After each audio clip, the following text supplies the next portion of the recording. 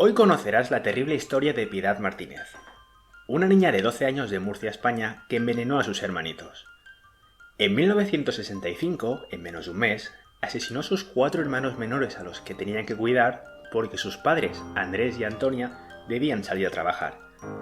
Quería jugar con mis amigas y no podía, dijo Piedad, refiriéndose a la desesperación que sufrió tras tener que hacerse cargo de sus hermanos.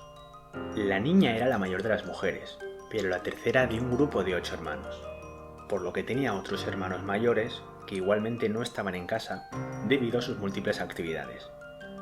Lo más aterrador del caso es que al inicio nadie sospechó de los fallecimientos de los niños, pues se dijo que se debió a diversas enfermedades. María del Carmen, de solo 9 meses de edad, fue la primera en morir por supuestamente culpa de una meningitis. 5 días después, falleció el segundo de los hermanos, Mariano, de 2 años. Los siguientes 5 días fue en Santa, de 5 años, y a partir de entonces fue que se empezó a sospechar de algo. Por los extraños acontecimientos, los vecinos incitaron a la familia a internarse en el Hospital Provincial de Murcia para ser revisados. Sin embargo, todos estaban saludables y fueron dados de alta para pasar las fiestas de fin de año en su hogar. El 4 de enero de 1966 le tocó el turno a su hermanito Andrés, de 5 años. Tras esto, los 4 cuerpos fueron enviados al Instituto Nacional de la Salud en Madrid para ser revisados, pero no se detectó ningún virus y fueron exhumados y enterrados en un cementerio.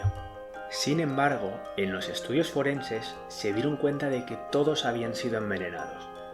Los padres fueron encarcelados e interrogados, pero la sospecha se dirigió hacia Piedad, ya que ella era quien los cuidaba e incluso los alimentaba todos los días. Por ello, un inspector le interrogó de una manera muy inteligente en la que le tendió una trampa.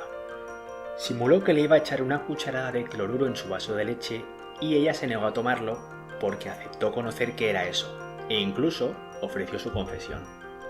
¿Hace daño? ¿Es como lo que le diste a tus hermanitos?, preguntó el funcionario. Fui yo quien mató a los 4. ¿Y el último? Lo maté yo sola, por mi propio impulso.